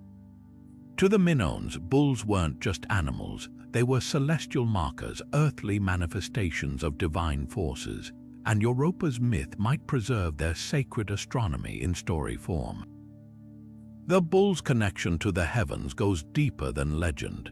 Ancient star charts from Babylon, predating Greek civilization by centuries, depict the constellation Taurus with the same muscular intensity as Minoan art. But here's where it gets fascinating. The Babylonians associated Taurus with the spring equinox, a time of renewal when their sacred bull god Marduk was said to vanquish chaos. The Minoans, master navigators who traded as far as Egypt, almost certainly knew these celestial traditions. When they painted bulls leaping across their frescoes, they weren't just celebrating physical prowess, they were mirroring the sky itself, where the bull of heaven dominated the vernal horizon. Europa's ride across the sea on the bull's back takes on new meaning when you realize this myth may encode actual navigation techniques, using Taurus as a guide for spring voyages when the seas reopened after winter storms. Now consider the Phaistos disc's bull glyph in this context. Unlike the linear script of later Greeks, its symbols spiral inward like constellations circling the pole star. Some researchers argue the disc isn't just writing, it's a ritual calendar, with the bull glyph marking key lunar or solar events. If true, Europa's abduction could symbolize the capture of this astral knowledge by mainland Greeks who adapted Minoan celestial lore into their own myths. Modern software analyzing the disk's symbol distribution finds clusters of bull glyphs at intervals that align with eclipse cycles, suggesting the Minoans tracked cosmic patterns long before the Greeks credited Zeus with controlling the heavens. The bull's duality, both earthly and celestial, resonates in the myth's details. Europa climbs onto the bull's back willingly, seduced by its gentle demeanor, only to realize too late it's carrying her beyond the known world. This mirrors the Minoans' own relationship with the natural forces they revered. Their bull-leaping rituals weren't just entertainment, they were acts of communion with a power that could uplift or destroy. Archaeologists note that many Minoan bull artifacts have been found near fault lines, areas where the earth itself could suddenly charge like an enraged beast. Europa's journey from Crete to Phoenicia might even encode ancestral memory of tsunamis or quakes that displaced early islanders, carried away by forces as irresistible as Zeus in his divine disguise. The myth's endurance lies in its layers. To later Greeks, Europa became a tale of divine lust and continental identity, Europe literally named for her. But dig deeper, and you'll find the ghost of a civilization that saw no divide between the sacred and the scientific, where a bull could be both a living creature and a map to the stars. The Phaistos disc's untranslated symbols still whisper their secrets, but one thing is clear. Every bull depicted there, every horn painted on Knossos' walls, was a testament to a world view where earth and sky were bridged by hoof and horn, a truth so profound even Zeus had to wear its shape to make his story unforgettable. The Sphinx's infamous riddle, what walks on 4 legs in the morning, 2 at noon, and 3 in the evening, it isn't just a clever word puzzle, it's a layered metaphor for the arc of human life compressed into a single question. The answer, of course, is man, crawling as a baby, walking upright in adulthood, leaning on a cane in old age. But dig deeper, and this mythic enigma reveals an entire philosophy of time, transformation, and the inevitability of decay. The Greek Sphinx perched outside Thebes wasn't just a monster, she was a mirror, forcing those who approached to confront their own mortality. Those who failed to unravel her riddle weren't simply killed, they were devoured, as if to say ignorance of life's stages is a form of self-destruction. Yet the Greek Sphinx has a far older, grander cousin, the Egyptian Great Sphinx of Giza, its lion's body and human face gazing eternally eastward. While the Greek version tests individuals, the Egyptian Sphinx seems to interrogate the cosmos itself. Archaeoastronomers have discovered that during the spring equinox around 2500 BCE, the sun would set directly between the paws of the Sphinx when viewed from the nearby pyramids. This wasn't random, it was celestial choreography. The Egyptian Sphinx, aligned with the constellation Leo, symbolized the sun's journey across the sky, echoing the Greek riddle's theme of time's passage. Both sphinxes, though separated by centuries and cultures, are guardians of thresholds, one between life stages, the other between earthly and celestial realms. The contrast in their riddles is equally revealing. Where the Greek Sphinx asks about the individual, Egyptian texts describe the Great Sphinx as the keeper of the secrets of the horizon, a phrase referring to the sun's cyclical rebirth. This duality, personal vs. cosmic, reflects how each culture processed existential questions. The Greeks, with their focus on human drama, turned inward. The Egyptians, architects of monumental timekeeping, looked outward to the stars, but both understood the Sphinx as an entity that measured and judged the passage of existence. Modern psychology finds eerie resonance in the Greek riddle's structure. Carl Jung interpreted the Sphinx as a symbol of the unconscious, her riddle representing the process of individuation.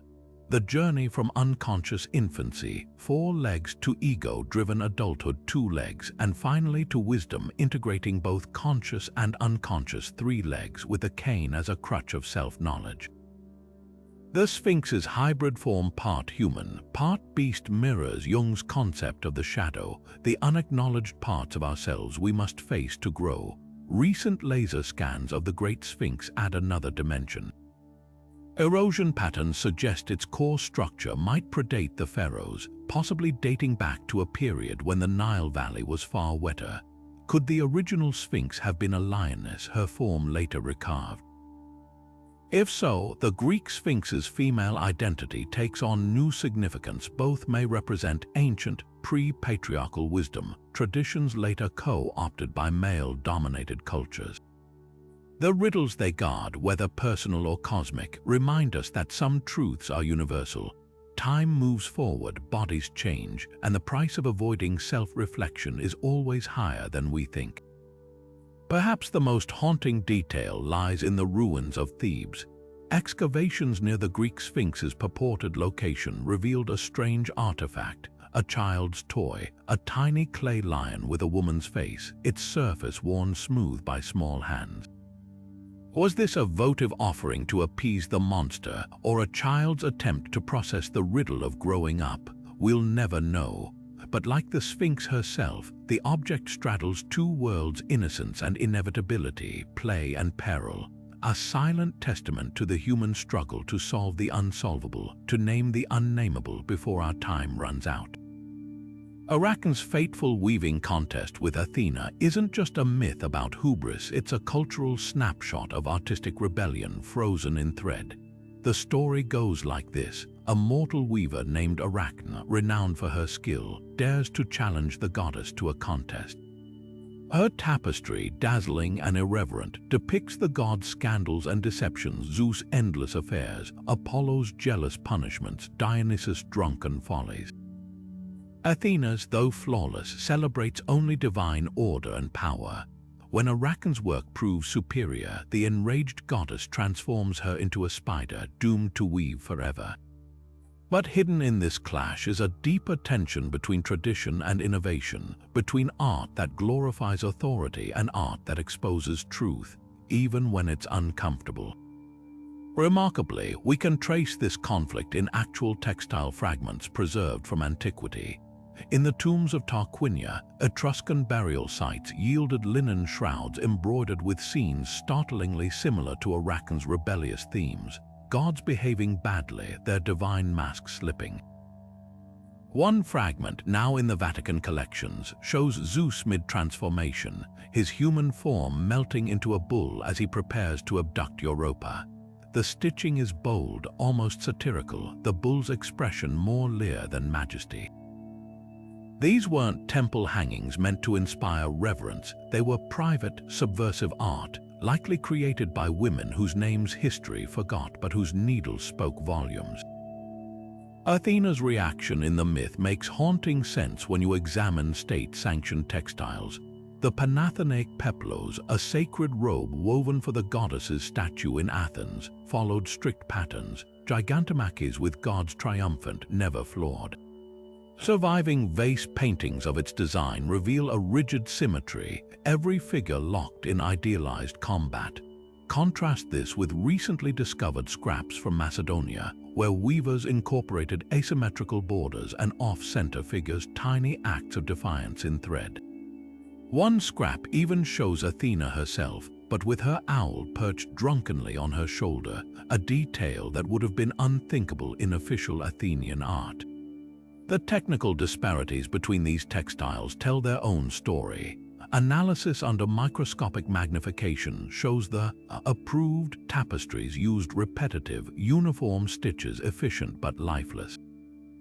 The rebellious ones, their creators employed uneven tension, experimental dye layers, even mixed materials like wool and linen together, a taboo in religious contexts. These weren't mistakes, they were choices. Arachne's mythical sin wasn't just her subject matter. It was her refusal to follow the rules of the loom. In a world where weaving was both art and allegory, her needles became weapons. Modern conservators working on these fragile remnants notice something poignant. The subversive pieces often show signs of repair, their threads lovingly reinforced over generations. Someone preserved them, hid them, passed them down despite their danger. That's the real sting of Arachne's fate. Spiders don't just weave, they remake their webs daily, adapting to the wind. In condemning her to eternal spinning, Athena unintentionally gave her the last laugh. Art that challenges power never stays trapped for long.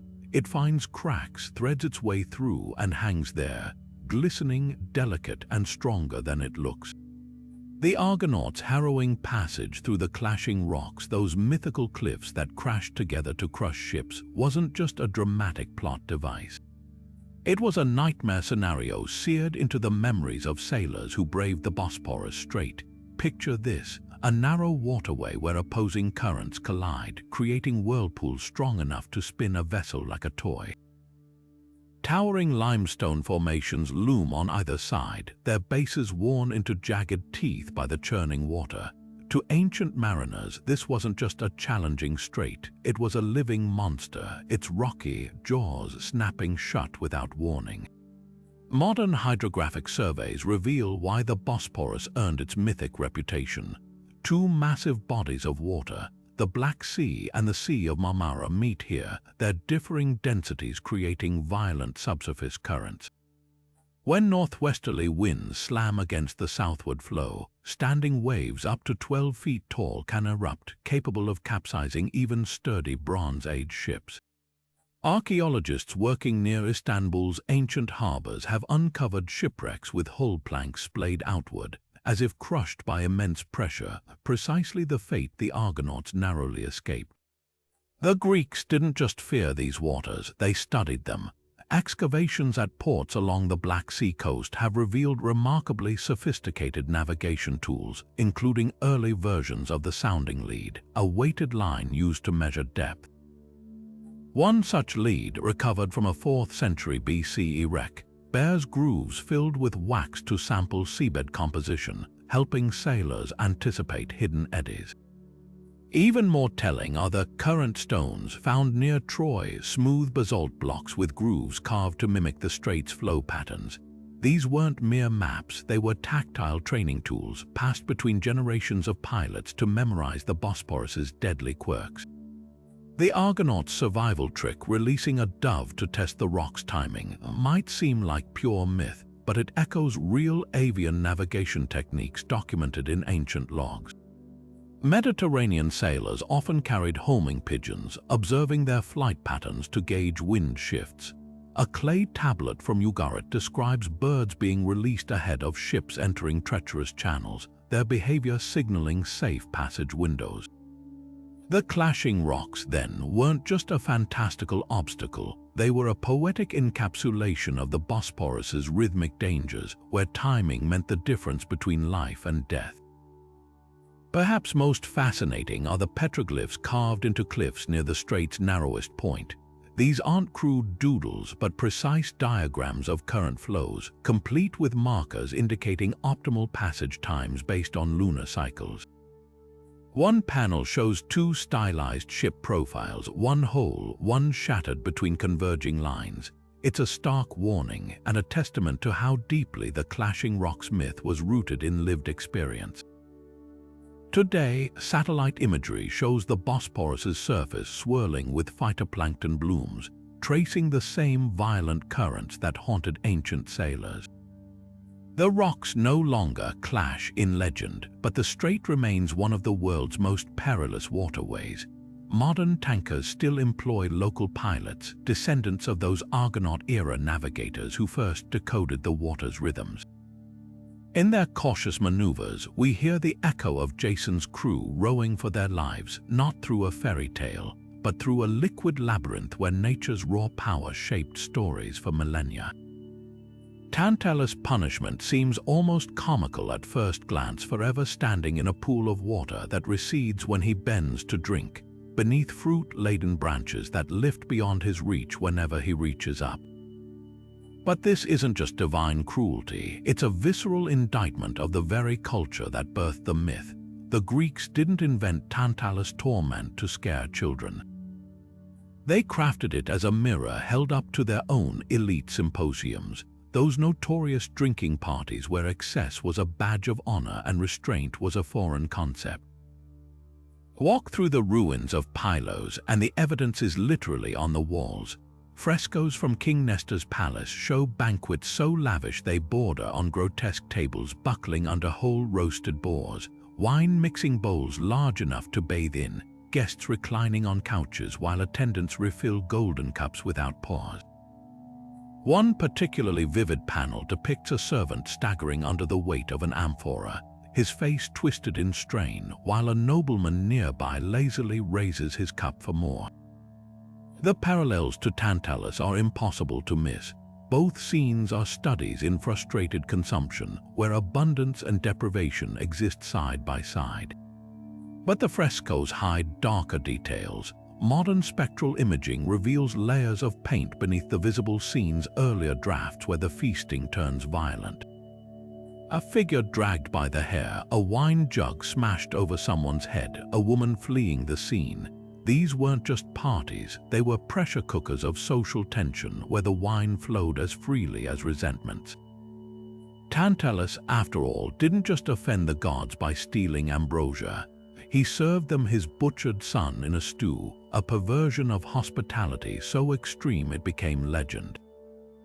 The myth cuts deeper when you realize this wasn't fantasy. Archaeologists at Mycenaean sites have uncovered cooking pots with traces of human bone mixed among animal remains, grim evidence of survival cannibalism during sieges or famines. The symposium connection goes beyond mere gluttony. Tantalus' eternal hunger and thirst mirror the psychological toll of aristocratic obligation. Drinking cups recovered from these feasts often bore inscriptions like "Drink me" or "Don't hesitate," commands disguised as invitations. To refuse was to risk social exile, to indulge was to risk losing oneself. A gold-rimmed kylix from Thebes shows a reveler vomiting into a basin while a slave holds his forehead, a scene so common it became decor. The message was clear: excess wasn't just tolerated, it was expected, even when it bordered on self-destruction. What makes Tantalus' fate so chilling is its precision. The gods didn't place him in a barren wasteland. They trapped him in a perfect imitation of a symposium, endless refreshments just out of reach, the ultimate tease for a culture that equated consumption with status. Even the fruits above him carry symbolism: pomegranates associated with Persephone's underworld and figs sacred to Dionysus, both fruits linked to cycles of life and death. His torment isn't just physical, it's a spiritual mockery of the very values he embodied. The next time you see a fresco of a Greek banquet, look closer. Notice how the servants' faces are often blurred or turned away, how the wine darkens toward the bottom of cups like a warning. Tantalus' story endures because it's not about a long-dead king. It's about the line between pleasure and punishment, and how easily one can become the other when we're swallowed by our own hunger. The story of Iphigenia's sacrifice at Aulis is one of Greek mythology's most wrenching moments, a young princess lured under false pretenses, only to be offered on the altar so the winds would carry her father Agamemnon's fleet to Troy. But what if this harrowing tale wasn't about human sacrifice at all? Recent excavations at Mycenaean altars are uncovering a different narrative, written not in poetry but in layers of charred bone and ash. At the site of Aulis itself, archaeologists have unearthed altars dating to the Bronze Age, their surfaces stained with centuries of burnt offerings. Among the remains, one discovery stands out: the skulls and antlers of deer, carefully arranged alongside daggers and libation vessels, but conspicuously lacking human bones. These deer remains tell a startling story. Cut marks on the bones match those used in ritual slaughter, but the patterns differ from typical food butchery. The spinal columns are intact, suggesting the animals were killed swiftly with reverence. Even more telling, many skulls show signs of repeated use, their antlers worn smooth from handling as if they were displayed between ceremonies. This wasn't casual hunting, it was systematic substitution. The Greeks had a term for this practice, pharmakos, the ritual replacement of a human with an animal to absorb divine wrath. A clay tablet from Pylos lists offerings of a doe for the maiden, a phrase that takes on chilling significance when paired with Iphigenia's myth. The symbolism runs deeper. Deer were sacred to Artemis, the very goddess who demanded Iphigenia's life. In ancient art, Artemis is often depicted holding a stag by its antlers, a pose echoed in Mycenaean frescoes showing priestesses presenting live deer at altars. One particularly vivid fragment from Turin shows a young girl, her hair styled in the same braids as Iphigenia's depictions, standing beside a bound deer, its eyes wide but unafraid. The parallel is impossible to ignore. The myth may preserve a memory of initiation rites where young women symbolically died alongside the sacrificial animal, only to be reborn as priestesses. But the most compelling evidence comes from isotope analysis.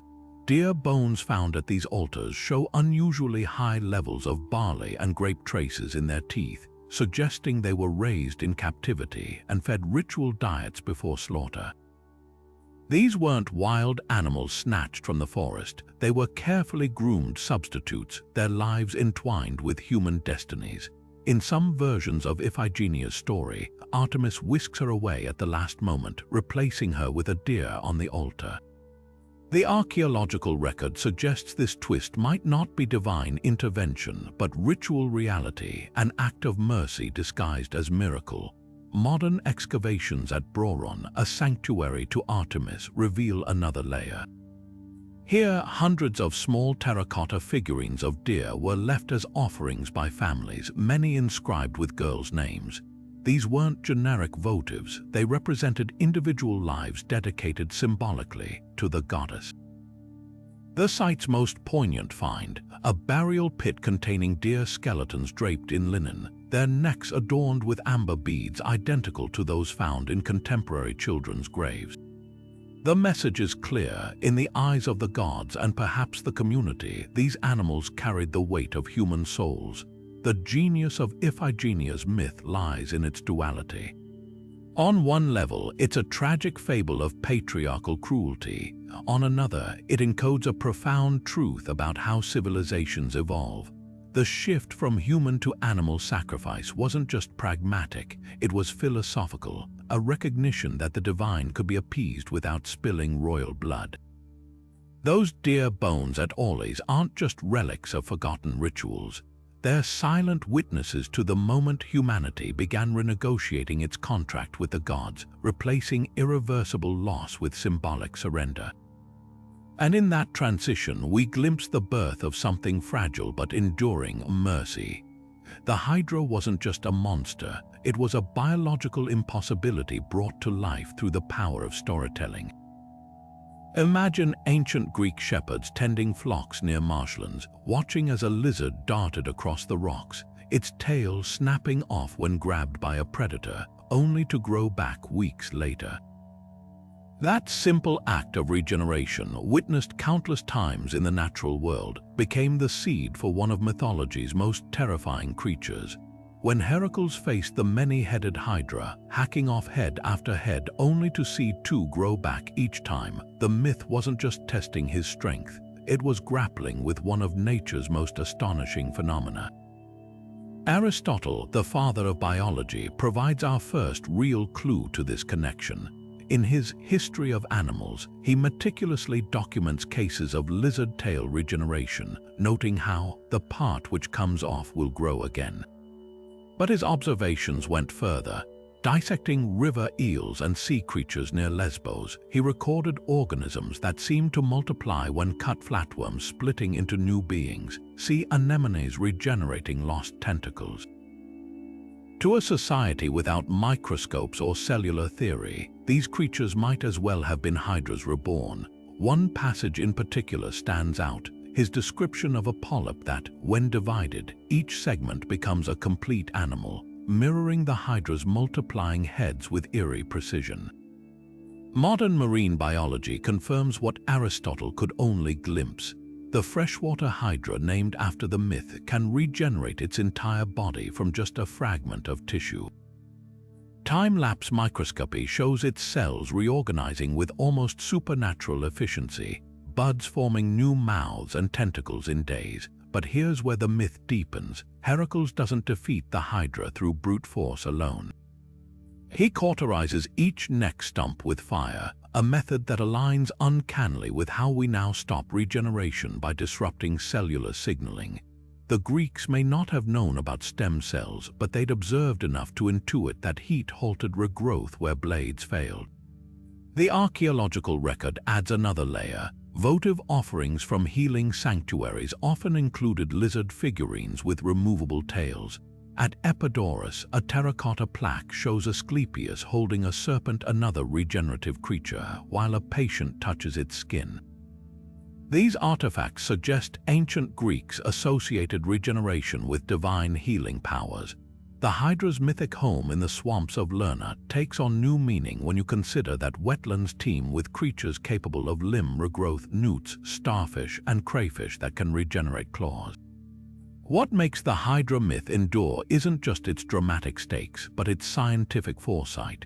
Those shepherds watching lizards weren't just seeing monsters, they were early biologists, their observations crystallizing into stories that would outlast empires. When modern scientists study the Hydra's immortality genes or salamander limb regrowth, they're walking a path first carved by Heracles' club, a proof that the line between myth and science was always thinner than we think. Pygmalion's obsession with his ivory statue wasn't just a love story, it was a window into the ancient artist's most intimate struggle. The myth tells of a sculptor who carved his ideal woman so perfectly, he fell desperately in love with her until Aphrodite took pity and brought Galatea to life. But buried in this tale is a technical truth that still lingers in museum storage rooms today. Greek statues weren't meant to be seen as bare stone. They were vibrant, lifelike beings dressed in painted flesh.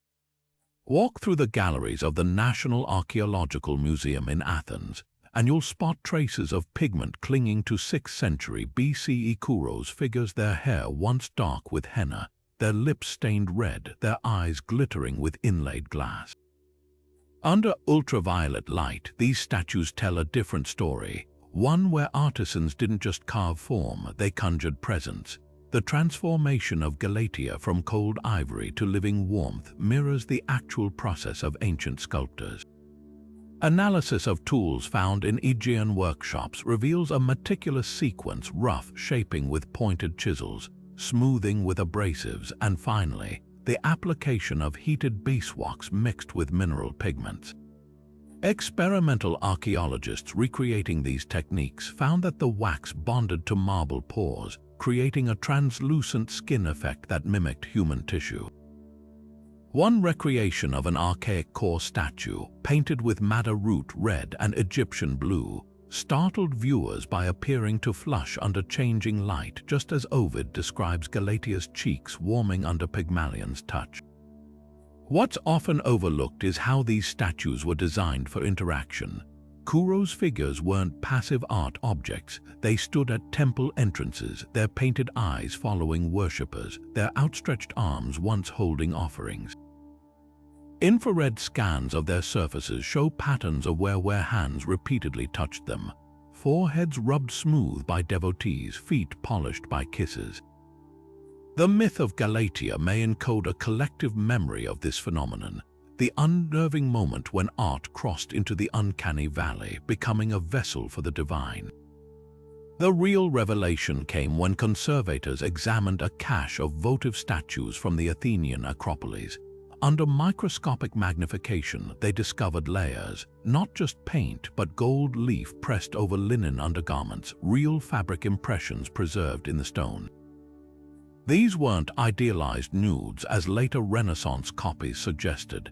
They were meticulously dressed beings, their chitons painted with intricate patterns now invisible to the naked eye.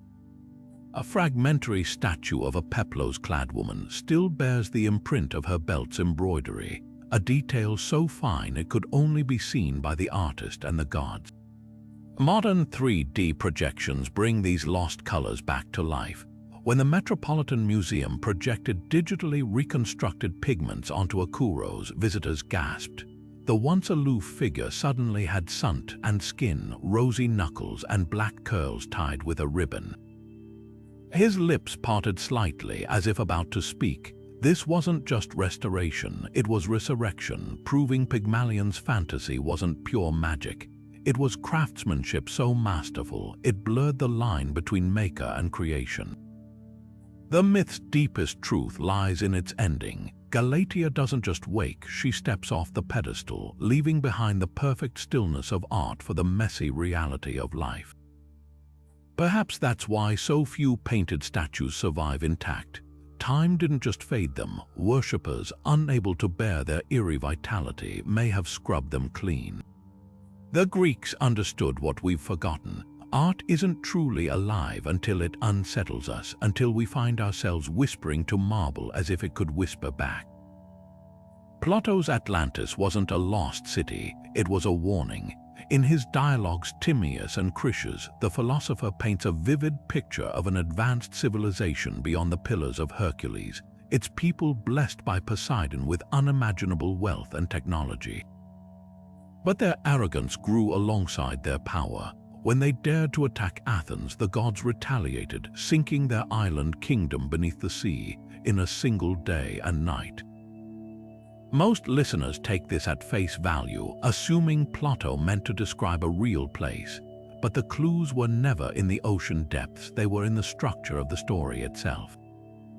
Atlantis isn't archaeology, it's allegory, a cautionary tale about imperial overreach and divine retribution, woven into the fabric of a fictional war. The smoking gun lies in Plato's own words. He dates Atlantis' fall to 9,000 years before Solon, a time frame that would place it in the Stone Age, long before any civilization could have built the grand canals and bronze-clad temples he describes. Even more telling, Atlantis' war with Athens couldn't have happened because Athens, as Plato knew, it didn't exist that far back. These inconsistencies aren't mistakes. They're flags signaling that Atlantis was never meant to be real. The story appears in dialogues about governance and morality, sandwiched between discussions about ideal societies and the dangers of hubris. Atlantis isn't a lost city. It's a thought experiment, a what-if scenario about what happens when power goes unchecked.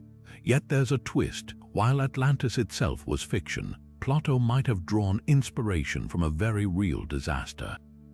On the island of Thera, modern Santorini, archaeologists have uncovered the remains of a sophisticated Minoan settlement frozen in time beneath volcanic ash. Around 1600 BCE, Thera erupted with a force estimated at 4 times that of Krakatoa, triggering tsunamis that devastated nearby Crete and cloaking the Mediterranean in ash for years. The parallels are striking. A wealthy maritime power obliterated in a cataclysmic event, its memory preserved only in fragments. Could survivors' accounts of this trauma have filtered down to Plato, providing raw material for his allegory? The ruins at Akrotiri, Thera's Pompeii-like sister city, make the case compelling. Excavations reveal multi-story buildings with vibrant frescoes, advanced plumbing, and storerooms stacked with trade goods from Egypt to Anatolia. This was no ordinary town, it was a hub of Bronze Age globalization. Then, the eruption. Thera's caldera collapsed, swallowing half the island in a series of pyroclastic surges. Tsunami deposits found as far away as Israel confirm the disaster's scale. For sailors and traders, the sudden disappearance of such a key port would have been apocalyptic, a story passed down for generations like our tales of the Titanic or Pompeii. But the connection goes deeper than shared themes of destruction. Plato's description of Atlantis' circular city, with its concentric rings of water and land, mirrors Thera's pre-eruption geography. Satellite imaging shows the island once had a central lagoon surrounded by land, much like the mythical metropolis. Even the red, white, and black stone Plato mentions finds echo in Thera's volcanic cliffs, where layers of pumice, obsidian, and ash create a striated rainbow. The philosopher might have reshaped these details to suit his narrative, but the raw ingredients were likely plucked from oral traditions about a very real catastrophe. Modern oceanography adds another layer. Sonar surveys of the Aegean seabed reveal submerged structures near Crete not man-made, but natural formations eerily reminiscent of Atlantis' described layout. When researchers drilled into these formations, they pulled up cores filled with volcanic ash and pumice, evidence of Thera's far-reaching fallout. This isn't proof of Atlantis, but it shows how easily nature could inspire legend. A sailor glimpsing these drowned landscapes through clear water might mistake them for ruins, especially if his culture already told stories of gods punishing the proud. The tragedy isn't that Atlantis wasn't real, it's how the myth's true purpose has been drowned under centuries of misinterpretation. From Renaissance maps placing it in the Atlantic to modern documentaries speculating about advanced ancient tech, we've turned Plato's morality tale into a pseudo-scientific treasure hunt. The real Atlantis isn't waiting to be found on any ocean floor. It's in the pages of a philosopher's work, whispering across millennia that no civilization, no matter how mighty, is immune to the consequences of its own excess. Thera's ashes remind us that sometimes the most powerful stories aren't those that happened, but those that keep happening every time humanity forgets the past. These myths were never just stories, they were the ancient world's way of holding a mirror to nature, to history, and to the human soul. Think of them as time capsules, each one layered with the fears, discoveries, and hard-won wisdom of generations. The Greeks didn't spin tales about gods and monsters to pass the time. They encoded volcanic eruptions in the Titanomachus clashing mountains, preserved Bronze Age engineering in Daedalus wings, and etched warnings about deforestation into the rage of the Caledonian boar. Even the wildest details, Medusa's petrifying gaze, Heracles' regenerating hydra, were rooted in tangible truths, fossilized sea creatures, the uncanny biology of lizards and flatworms. These weren't flights of fancy, they were the closest thing the ancient world had to textbooks, philosophy lectures, and news reports, all woven into unforgettable narratives.